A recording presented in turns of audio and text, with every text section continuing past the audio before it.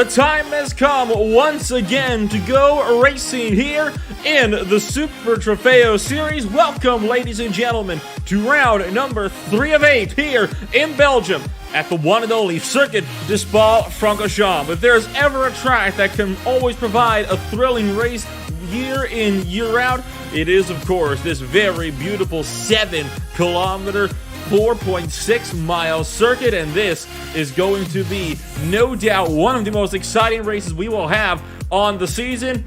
Good thing that we're getting straight to the action still early here in the Lamborghini Super Trofeo Series. The point stand is coming into today look like this. Aiden Smith still at the top with 43 points.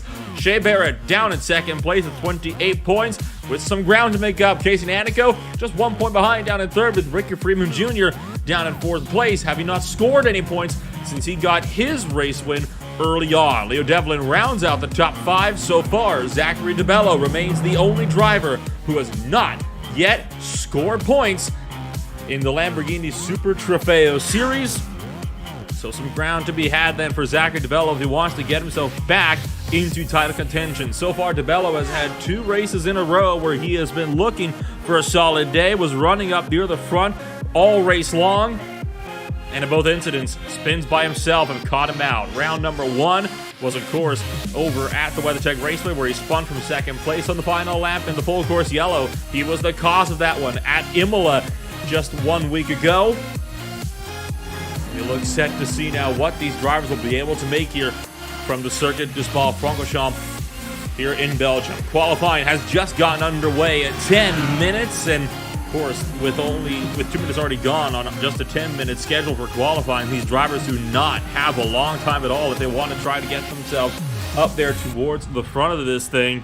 As you see, the number 87 car of Zachary DeBello looking to get himself a solid time, put himself a little bit further up in this field. He was, of course, the first driver to take to the track and qualified, unsurprisingly so. He has to be careful, though. Look out for the number 96 of Casey Nanico just behind him.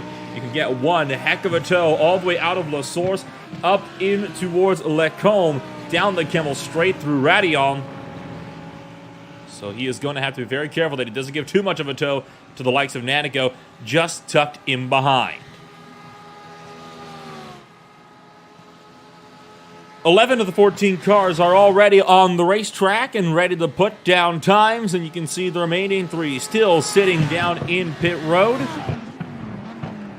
DeBello throws his way down into the final chicane and onto the pit straight. We'll ride on board with DeBello for one flying lap and show you what it's like for the driver's eye view here around the Circuit de Spa-Francorchamps. It's a hard hairpin, almost 180-degree hairpin down into La Source to wrap up turn number 1, and from there it's a short downhill blast up towards Eau Rouge and Radillon. The ever fearsome complex, definitely claiming drivers every year. We'll have to see if it'll claim any drivers tonight. Just lifted off slightly on the throttle for powering back down the Kemmel straight, down the longest straight, and one of the longest straights that we will be seeing all season long. Then following that comes the second hardest brake zone on the circuit into Le Combe, a 90-degree right-hander that immediately switches back to the left before back right, and we start to go downhill at Malmedy, having reached the top of the circuit in elevation. And this is a corner that is obviously going to catch a lot of drivers out, and it has caught a lot of drivers out in the past. It is a lot slower than you would think. You can see him backing it down into the first gear at just under 100 kilometers an hour through No Name Bend, and then through the double gauche, coming on down into the next complex of corners, 2 sweeping left-handers where you have to apex the first and swing it out wide before diamonding back in to get the best possible run. If you can get a good enough run, you could find yourself in the run up in towards Lafage, who's where he's going into just now. And this is the middle portion of the circuit, the portion where we might not be seeing overtaking being as common, so to speak. But out through Campus and Stavelo, where he is now, you can see him at the top of the circuit, the number 87 on your track maps. You get set for, well, it's the straight that isn't a straight. It's, of course, where you swing up towards your run for Blanchimont, where you're going to be seeing him lifting, I'd imagine, just a little touch coming around through this hard left-hand kink. You see you lift just much, but not too much, up into the 6th gear for just a brief moment before hard on the brakes for the hardest brake zone on the circuit. That final chicane so crucial to get right, and takes 2 minutes plus to get around the circuit to Spa-Francorchamps. And you see him putting down the first lap times with a 2-minute 18.493. Nanico just a quarter of a second behind him. And from there, we'll watch the times slowly start to trickle on in. Mason Skinner goes third fastest, but 1 second off of DeBello's time. With just 4 minutes left to go, a lot of these drivers are already on their final flying laps of the session. There you see Stephen Colon trying to see if he can potentially get a run and get a tow just in behind, as Patrick Smith will go a bit quicker. That is, of course, Shea Barrett that Colon is currently running with. Barrett sitting second place at the moment in the point standings. And Colon going to see if he can try to get a run all the way down the Camel Straight, but I think he's too close to be able to realistically get any meaningful times. Goforth will go third fastest, and in fact, I wonder, he will. The 77 car going to get a little bit racy here with the number 44 up and towards Lacombe. Battle of the late breakers, and interestingly enough, Barrett's not wanting to let him go. He's wanting to ruin both of their laps, so that'll be 2 laps. That will not find these 2 drivers anywhere near pole position, even as Colon breaks out in front. Garza going to be going second fastest. DeBello still remains the fastest driver on the circuit. You have to wonder how long this could last, though. Only Bobby Vincent sits in pit road, while all other drivers are out on the racetrack and on flying laps, as William Brock will push himself to third place on the timing boards. You're looking at Cameron Preston, one of the drivers that has yet to set a time. And he will only have time to get this plus 1 lap in. So if that second lap doesn't end up being optimal, he's got to hope that he can do everything on this opening qualifying lap to try to get a time in that could find himself near the front of the grid.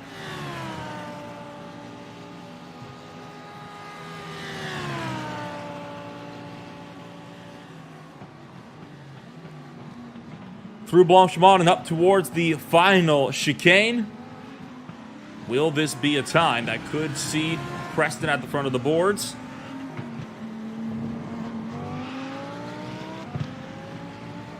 As Ricky Freeman Jr. will put in a bonkers lap. How about that for Ricky Freeman Jr.? Over a second, just about over a second faster than Zachary DeBello. I think Ricky Freeman Jr. wants to take himself a second victory on the season. Colon goes second fastest. Preston was only good enough for 13th, half a second behind Shea Barrett. And while Bobby Vincent has left pit road, he will not be in time to get a lap in with just a minute and a half left in this session. A lot of these drivers now, look on your track map, it'll be from the number 6, 6th place on back on the circuit. Will have times to get times in. The 7th place driver, Aiden Smith, just crossing the line now. Will he improve on his times? It looks like he does not. Now it's just a question of, can Garza and Goforth potentially get a good time in? Both those drivers still have one more opportunity. There is Bobby Vincent, who will not be able to have a time, as Garza actually went off in the final chicane. As a result, he is going to have to find himself a bit further down the order. DeBello has tried to leave pit road to try to get himself a bit further up the grid, but it's not going to happen, as Garza once again stopping just past start finish. He will not be able to get a second lap in. The 5th place driver of William Brock has entered pit road. He has bailed out on his laps, leaving only drivers on track from the number 6 all the way back to the number 2 on track, able to get times in for the time being. Well, Aiden Smith as well, if he is able to get a solid time in, but I'm not sure if he'll be able to do so.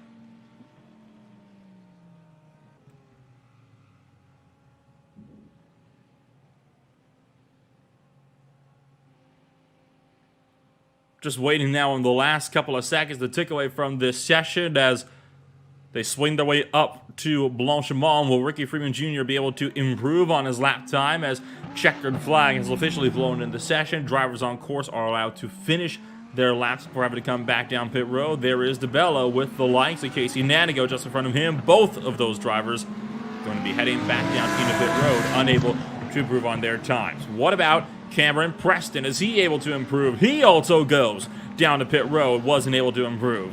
Will Stephen Colon be the same? The trend it's going, he is set to come down to pit road, and that he will. So that means it will be Ricky Freeman Jr. from the looks of things on pole position. There you see the 26 car. Bobby Vincent just started his first flying lap, but after the checkered flag flew. So he will be forced to come down pit road. Aiden Smith, I believe the last running driver out on track for the time being. As you look up towards the likes of Shea Barrett, also on an out lap, making it that 7th place car, the 82 machine of Aiden Smith, the last driver able to go out there and set a solid lap time. And apart from Ricky Freeman Jr., quite close up at the front of this field as Aiden Smith pulls down into pit lane.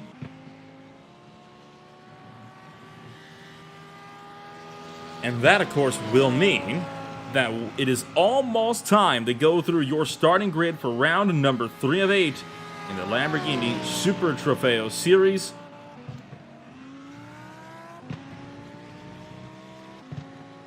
With Freeman Jr. on top at a 2 minute 17.529.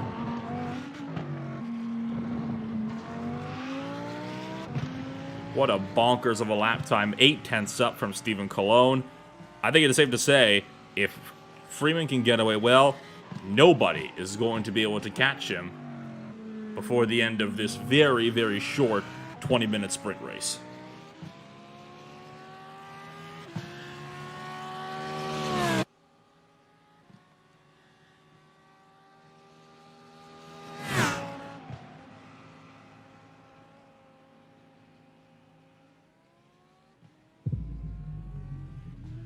Just waiting on the last couple of drivers to abandon the racing circuit. And now, as we get set to click things over, it's time for your starting grid here for round number 3 of the Lamborghini Super Trofeo Series. Ricky Freeman Jr. on pole position with Stephen Colon beside him on the front row. Zachary DeBello is going to be in 3rd place with Luca Garza in 4th. William Brock takes 5th with Casey Nanigo in 6th.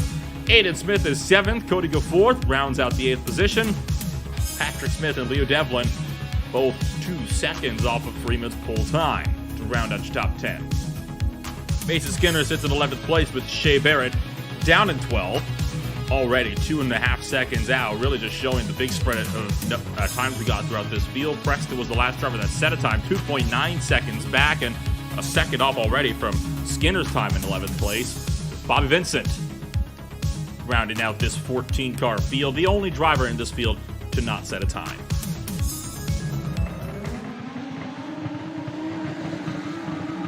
Lights are about to come on. We're ready to go racing in Belgium. Lights are out. A good getaway there from DeBello off the line. You saw him launch just a split second sooner than Ricky Freeman Jr. Could he have a run up and towards turn number 1? He does not. Ricky Freeman Jr. holds the lead through La Source and now down the hill into Eau Rouge and Radillon. Will anybody be able to contend with the number 32 car's charge off of the line already? A couple of car lengths clear. DeBello almost going side by side with Colon through the opening corners into Eau Rouge.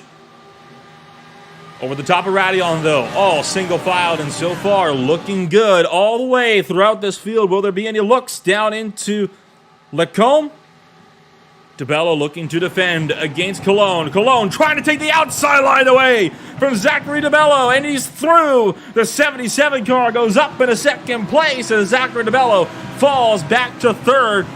Battle of the late breakers sees Colon win out in the battle for 2nd place. He's going to try now to see if he has anything for Ricky Freeman Jr., who was already 0.8 clear up the road.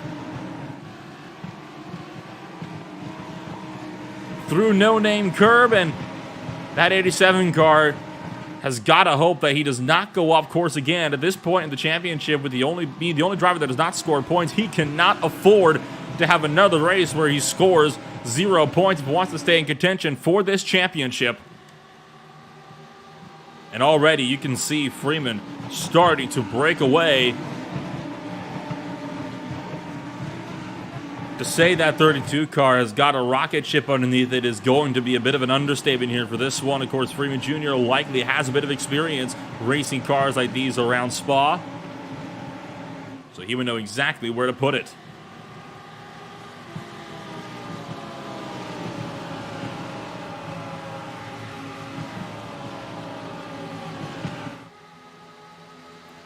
out through Blanchimont for the first time today in today's 20-minute race. Estimated to only be 9 or 10 laps at the very most, and it'll be Ricky Freeman Jr. to lead the first of those. DeBello trying to take the high lane in, but Cologne fends him off. Brakes just a touch later on the inside. So Freeman leads lap 1 with Cologne second, DeBello third, Garza, Brock, Nanico, Smith rounding out the top half of the field, all in one long line.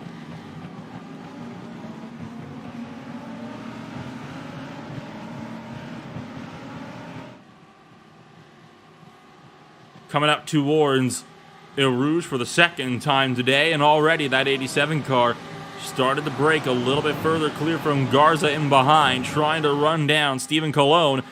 Now up into Lacombe for the first time by just one lap ago. It was Cologne to take the outside lane away from DeBello. Will DeBello try to do the same? Look out for Garza trying to go off the inside. And Luca Garza will spoil DeBello's party up the inside of Lacombe. But it's not enough to be able to go for position, and that will actually cause Garza to go under fire from William Brock, trying to take the outside through Malmedy. And down into the 180-degree left-hander. Looks like William Brock might not be able to get that position. And I say that, still out the inside now for No Name Curve. And look at Garza looking to fight this one out to the bitter end, side by side, for over 4 corners now with the number 52. This is good news for DeBello, who's able to break away and try to get a run up in front. Brock gets clear, and Garza not done fighting yet. Casey Nanico wants to have a look now for what would be the 5th position. But that look is only going to leave Nanico open for attack from one Aiden Smith, trying to now take the outside line away.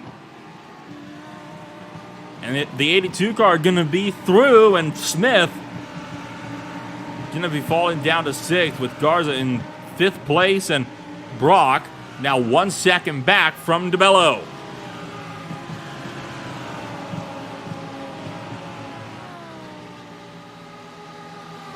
All the while, Stephen Cologne and Zach DeBello continue to duke it out for second up in front. Ricky Freeman Jr. has pulled 2.7 seconds clear in just 2 laps. Really going to show just how dominant he's going to be here today. Through the final chicane, and so far it is still Cologne to lead from DeBello. In the battle for second place, you can see the long train of cars stretching all the way back to the 11th place driver of Leo Devlin in the number 69. And there you can see Junior just up the road and already starting to stretch his legs. Shea Barrett's moved up 3 spots along with Vincent. Combined, they make up the most number of spots gained out of anybody today. Up through Eau Rouge and Radillon, will DeBello be close enough this time by to have a look around the outside line of Cologne up into turn number 4 of Lacombe for the 3rd time today. Just behind, Garza having to defend from Smith. And no successful passes being made in either fight down through Lacombe for the 3rd time.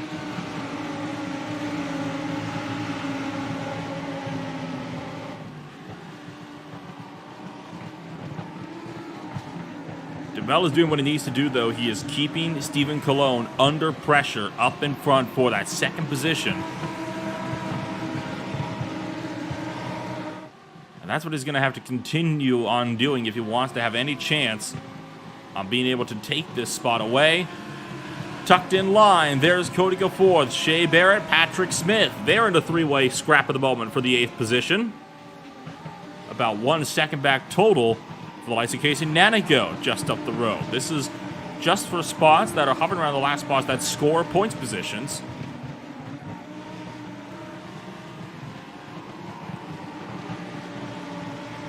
And so far, Goforth has been doing good on keeping the likes of Barrett and Smith behind, but Barrett has made up the most positions out of anybody so far tonight. So this could prove to be a bit of a tall order here for Goforth. The only good news for him is the fact that Shea Barrett at the moment not having the pace to close up to these battles just up in front for position. Look out, DeBello. William Brock is there and ready to have a look up into the final chicane. If he leaves the door open, no moves going to be made on either side of things, and it looks as though DeBello will continue to hold third through the final chicane.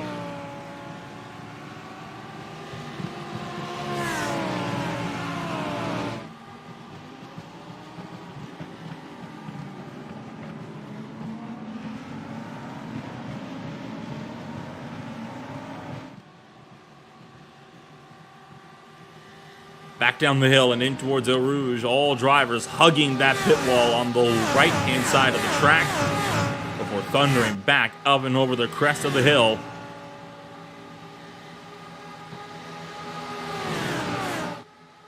DeBello looking for it again, this time closer than he was the last time by. Will he be close enough? Just over a tenth separate them. Don't think he will be. Tried to break a bit later, but sooner or later, he's got to realize that he just won't be there and tuck back in line before he could properly go for one around the outside line into Lacombe. Break any later than that, he likely would have just overshot the corner altogether.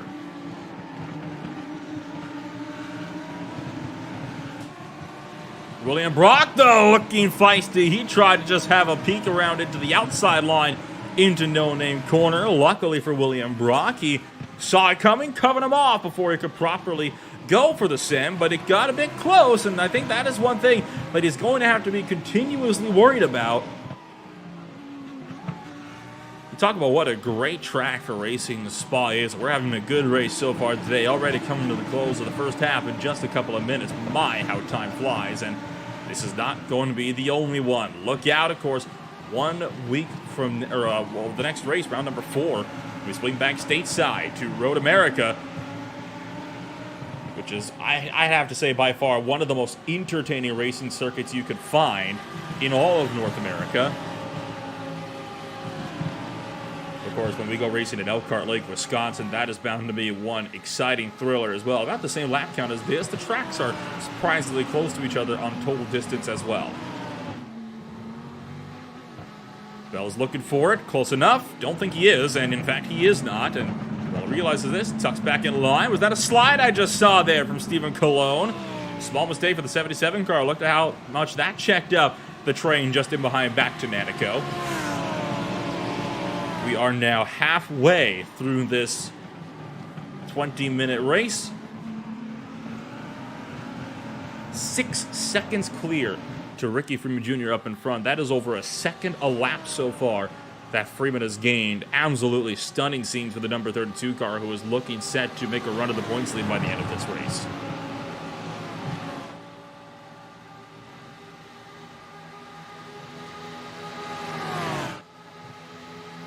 DeBello looking left side once again, but just like the last few times, don't reckon he's going to be close enough up into the braking zone. You're right on board with DeBello, right behind Stephen Colon. It's a tough thing trying to manage the dirty air while you're simultaneously trying to stay close to the guys in front. And there you can see the time differences on about how even they've been the last 3 laps. Colon pulled away from DeBello. DeBello closed up to Colon by 7 thousandths of a second. The lap after that, Colon pulled away by 18 thousandths, and the lap after, dead even with each other, as Mason Skinner, I see, having a bit of an off, and this is a big moment for Mason Skinner, who has fallen well off of the field, and he's fallen the likes of Cameron Preston, who had already lost touch with the main grouping. So what has happened to Mason Skinner in the number 33 car? Going to take another look at this one here. This is out of Malmedy, back down the hill. There you see Preston tucked in behind, so Preston already having some bad moments of himself, just too deep, and going for a small little spin in his K-Pax Racing number 33. Back it up, just do a little 3-point turn, no harm, no foul. Mason Skinner keeps it on the racetrack, out of the wall.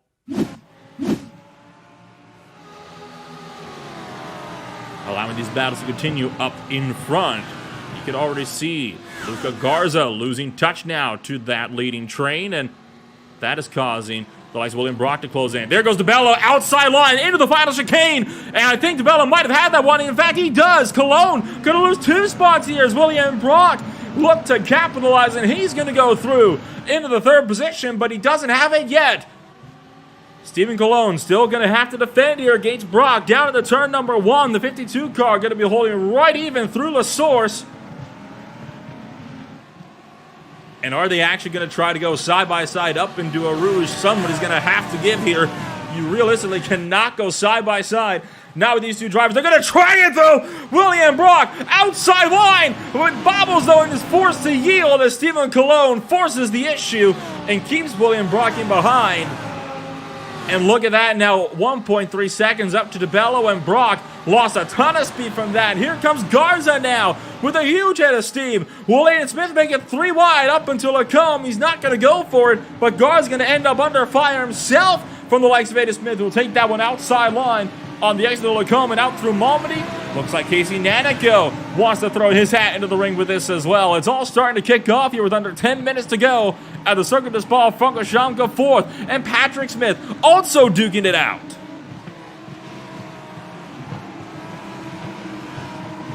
Through No Name Ben, and Gaforth finally loses out to Patrick Smith. But what an effort from the likes of Gaforth to try to make that pass work. He saw an opportunity breaking up or opening up in front of him because of all that side-by-side battling, and he certainly decided to take it.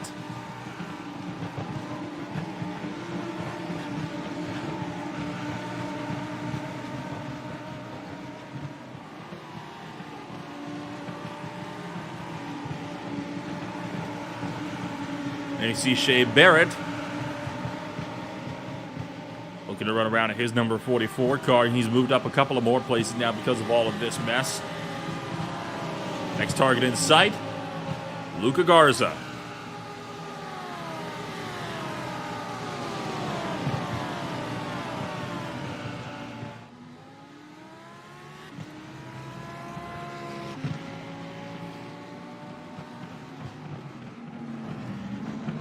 And up in front, you still got the likes of Brock, Nanico, and Moore still looking to duke it out amongst themselves, with even DeBello now starting to pull clear 7 seconds now of Stephen Cologne.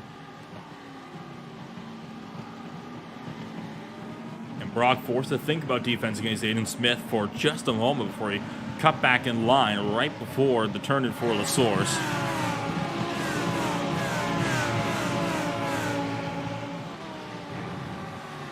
Tell you what, that all got kicked off mighty quickly, and now we're going to see the likes of Patrick Smith trying to have another go at it, and there you see the best lap times of all the drivers so far throughout the course of the night. Look at Ricky Freeman Jr., a 2-minute 18.3 had won. The next closest driver, a 2-minute 19, and this last lap by Jr. was 2 seconds faster, just over a second faster than DeBello himself. So Ricky Freeman Jr. maintains his second to lap quicker mantra, and that is so far basically secured him a win, provided he doesn't make any mistakes up the road.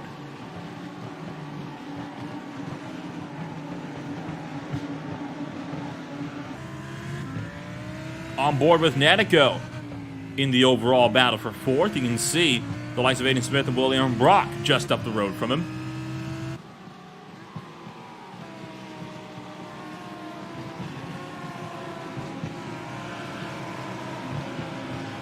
Five minutes left to go in this 20-minute race.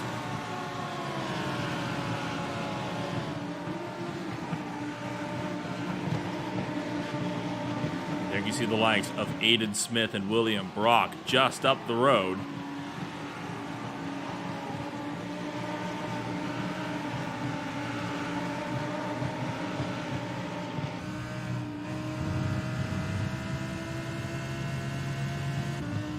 You're on board with Aiden Smith trying to run down Brock for that 4th position. 3rd and 2nd have started to break away from each other. This is the furthest battle up the field, but it is only between those two drivers. In behind, you've also got Nanico, Garza, Barrett, Smith, Gaforth all in the line with Devlin and Barrett, but just trying to keep touch, and Aiden Smith getting past William Brock into the final chicane and clear by the time they reach the exit. So William Brock, with an apparent mistake into that last chicane, opened up the door.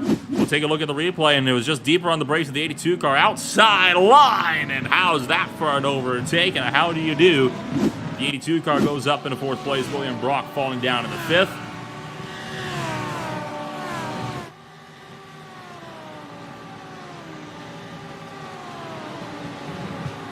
Three minutes left to go. Estimated 2 laps to go this time by. Should already actually be 2 laps to go, so this will be the final lap, I believe, coming around to start finish this time by. Time is running out for drivers if they want to try to make up any sort of ground.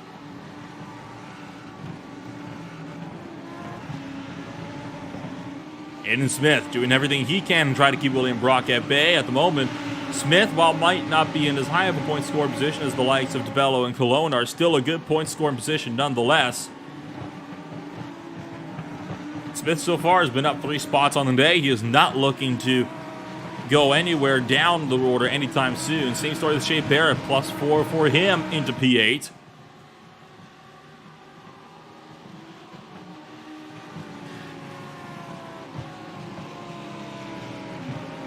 Two minutes left to go this time by. It will be the last lap next time by at the line.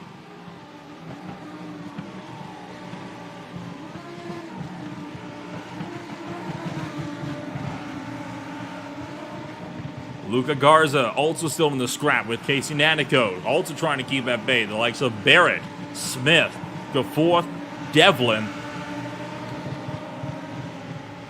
Bobby Vincent has not been able so far to reel this grouping back in. He sits 1.7 seconds back.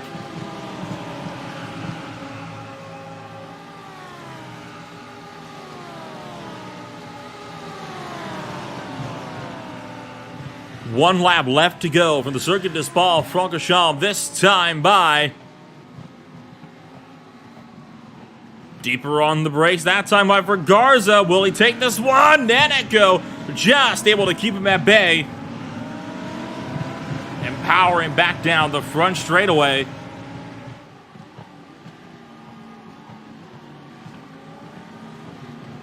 For the last time on lap number 9, if there's going to be a move up into Lacombe, it'll have to be this time by. That is realistically these drivers' best opportunity to try to make up another spot. It could prove too difficult out elsewhere on the circuit.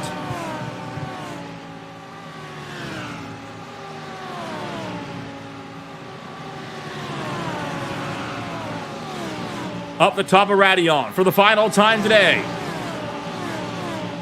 No moves being made up in front. Nanico defends. Garza has the overspeed down the Kemmel Straight. And will he be deeper into the brakes? He's not going to get there, but one driver that will get there. How about Patrick Smith? Past Shea Barrett. That's up for 9th place. For 8th, it was even better there for Patrick Smith as Barrett's pushed back down to 9th.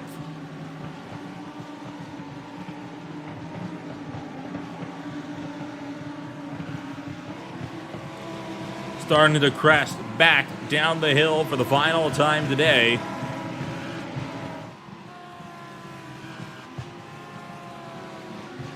On what could prove to be one heck of a race and one heck of a final lap for us here tonight, especially if any overtaking moves up through Blanchimont into the chicane.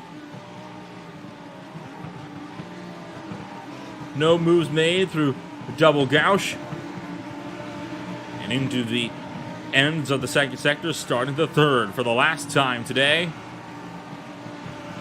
With a whole lot of battles still yet to be settled.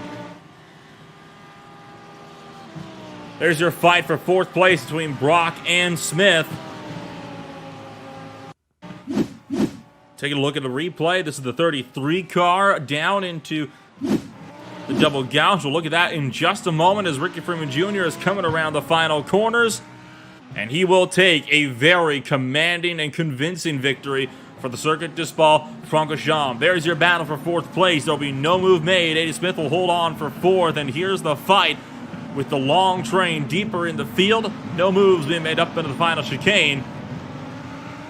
That will bring us to a close here of round number 3 of the Lamborghini Super Trofeo Series.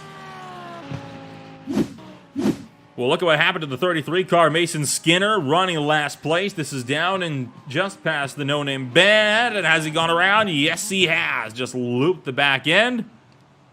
Once again, though, no harm, no foul. Kept the car rolling, and he'll be coming around the final couple of corners now to take the checkered flag. What a run for Skinner. Unfortunate that while it was eventful, wasn't in the way he had hoped. We'll take a look at your official post-race results. from the Circuit de Spa-Francorchamps. What was an absolutely epic race here tonight. Ricky Freeman Jr. he was going to be your race winner with Zach DeBello in second, Steven Colon is third with Aiden Smith fourth, William Brock is fifth with Danico sixth, Garza is seventh, Patrick Smith is in eighth, Shea Barrett in ninth with Cody Gaforth, rounding out the top 10. Leo Devlin, Bobby Vincent, Cameron Preston, and Mason Skinner round out the rest of your 14-car field. And how about that for Ricky Freeman Jr.? In 9 laps, wins by 10 seconds. It does not get any more commanding than that. Ricky Freeman Jr. wiped the floor with the field here today. And no doubt he is going to be in very, very good form when it comes to the championship standings in this one as well. I mean, you have to show admiration for the dominant performance from Ricky Freeman Jr. And we'll take a look now at your official standings here in just a second at the end of round 3 of 8. And there it is. Freeman back up to second place and only 5 points behind Aiden Smith in the overall championship, with all drivers now being on the boards for points. Well, with that, that's about all we've got time for here tonight. Thank you for joining us for yet more racing action in the Lamborghini Super Trofeo Series. We'll see you all back stateside in Wisconsin.